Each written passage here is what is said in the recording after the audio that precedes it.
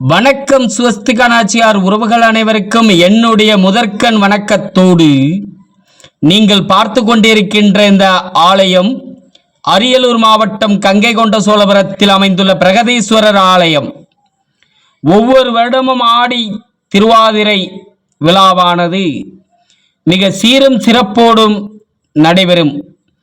அதேபோல இந்த வருடம் ஆடி திருவாதிரை நிகழ்ச்சியை ஒட்டி நம் நாட்டின் பாரத பிரதமர் ஐயா நரேந்திர மோடி அவர்கள் வருகின்ற 27ஆம் தேதி ஆடி திருவாதிரை நிகழ்ச்சியில் மாமன்னர் ராஜேந்திர சோழனுக்கு பெருமை சூட்டும் விதமாக இந்நிகழ்வானது சீரும் சிறப்போடும் நடைபெற இருக்கிறது. இவ்விழாவிற்கு பாரத பிரதமர் ஐயா நரேந்திர மோடி அவர்களுடைய வருகையை ஒட்டி கங்கை கொண்ட சோழபுரத்தில் அமைந்துள்ள பிரகதீஸ்வரர் ஆலயத்தை சுற்றிலும் வண்ண வண்ண விளக்குகள், லேசர் விளக்குகளால் அலங்கரித்துள்ளார்கள். இதனுடைய இரவில் ஆலயத்தினுடைய அந்த மின்னொளியில் ஜொலிக்கும் அந்த வீடியோவும் பதிவிடுகின்றோம் உறவுகளுக்காக. பகலில் இந்த வீடியோவை உறவுகளுக்கு பதிவேற்றம் செய்யணும் என்ற ஒரு நோக்கத்தோடு இந்த வீடியோவை பதிவு செய்துள்ளோம்.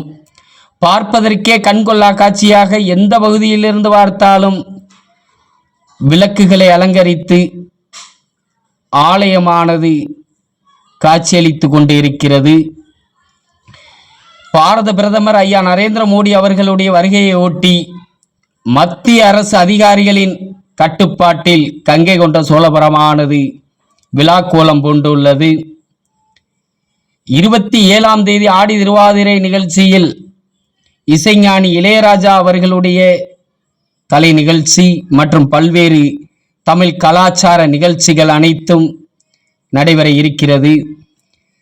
தற்போது நீங்களும் பார்க்கலாம், பொதுமக்களினுடைய வருகையும் அப்படி இருக்கிறது.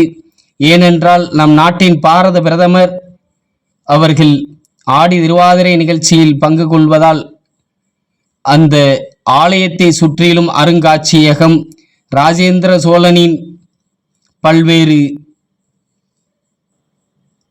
பதிவுகள் இடம்பெற்ற வண்ணமாக அந்த அருங்காட்சியகம் குடில்கள் அமைக்கப்பட்டு ஆலயத்தின் முன்புறத்தில் இருக்கின்ற அந்த சாலைகள் எல்லாம் புனரமைத்து அதனுடைய வேலைகள் எல்லாம் செய்து பாரத பிரதமரின் வருகைக்காக காத்து கொண்டு இருக்கின்றார்கள்.